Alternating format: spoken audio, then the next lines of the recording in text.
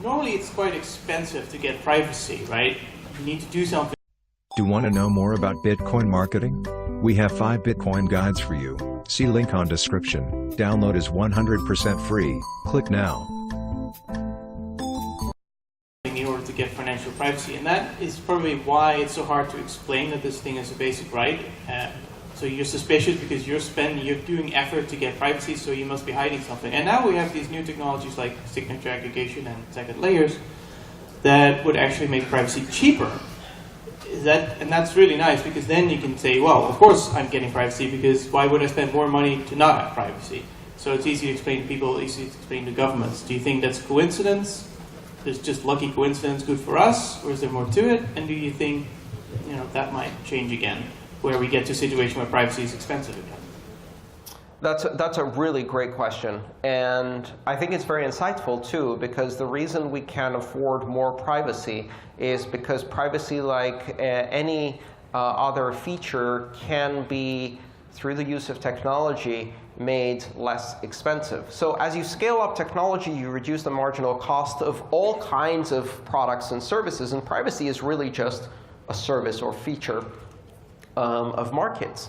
And when you have increased supply of privacy at lower marginal cost, it drops the price. And in fact, because there is inherent demand for privacy around the world, and most of the inherent demand for privacy comes from places where governments are appalling, and where banks are unaccountable, and where people are afraid to express opinions because of the consequences that happen. Somebody was talking about earlier today that censorship resistant, I think it was Giacomo, censorship resistant doesn't matter if you don't have privacy, because then you can apply extrinsic consequences, and in most cases, extrajudicial consequences to actions. And as a result, then the cost of not having privacy goes up too, because not having privacy is also a product and has a price attached to it. And in many places in the world, the price is your life. So part of the difficulty with privacy as a good that is both produced and consumed is that the implications of losing your privacy are either externalized to society as a whole, or they are distant from the proximate cause. Meaning that you lose your privacy today, but you go to jail 6 years later based on something from your browser history today, right? Or you lose your privacy today, and you have a democratic government. And then in a wave of nationalist populism, you end up with a fascist government 2 years from now, and they still have your browsing history. And then all of your highfalutin ideas about human rights are an indictment against you. Does anybody know the origin of the phrase, "let 1,000 flowers bloom"? Does anybody know that? Mao, right? Mao. Mao Zedong created this program in immediate post-revolutionary China, which was the idea of openness, to let 1,000 flowers bloom, to allow the explosion of creative expression, even dissident opinions. And people believed it, and they bloomed. And all the bloomings were carefully recorded and cataloged, and then the purge happened. And they murdered hundreds of thousands of intellectuals who had believed the idea.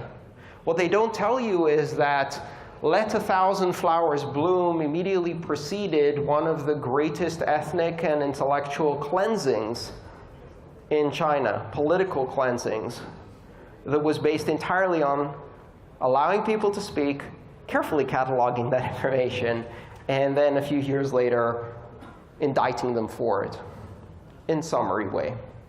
So one of the problems with privacy is that you lose your privacy every day, but you don't pay the price for that perhaps until a lot later, and you can't immediately identify the moment at which your loss of privacy goes from something that is an inconvenience to something that is a deadly risk. And the more developed and democratic and open and secular the country you live in is, the less you see a direct correlation. Because the other problem with privacy is externalization. So part of the reason we see these massive populist movements and we see all of the problems we have with nationalism and extremism on public forums has a lot to do with the erosion of privacy. The erosion of privacy actually erodes democratic institutions. As democratic institutions get weaker, they serve people less, and as they serve people less, extremism flourishes. So we pay a price in Western democracies where our democracy is getting weaker and weaker, and part of the reason for that is the erosion of privacy. The ability to track the electorate, know their opinions, and know how to feed them just as much stimulus, their dopamine receptors, to keep them docile and entertained by cat videos, so as they don't pay attention. So they can be enraged by the fact that someone said something or someone took a knee at a sports game, and not pay attention that your government is committing genocide in Yemen. That's erosion of democracy, and it happens precisely because of erosion of privacy, because privacy affects freedom of speech. It affects freedom of association. It affects freedom of expressions. As you start losing these principles and these human rights, democracy gets eroded, and eventually you get fascism. And ironically, that's when you start paying the ultimate privacy cost. This fundamental problem of externalization and distal proximate cause is why privacy is so difficult to price. There's only one price for privacy that works: free, everywhere, all the time.